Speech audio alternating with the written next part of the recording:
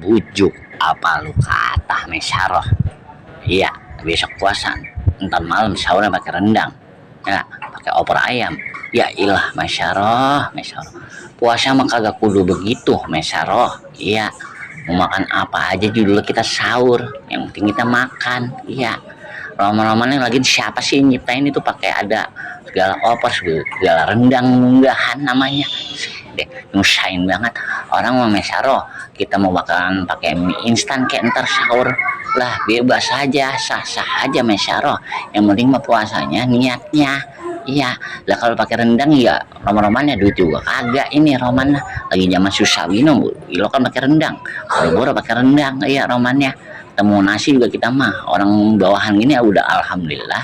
Yang ngikutin si Sanus, si anaknya Barudin, anak siapa itu jangan lo ikutin. Ya romannya ilo kan kudu pakai rendang romannya sahur pertama. Ya ilah, tahu sih diikutin pokoknya apa adanya aja kita mah sahur dah. Iya ilah, pakai ngikutin dia mah kita. Ya ilah, yang pala gue mesaro dah. Au pak pak pak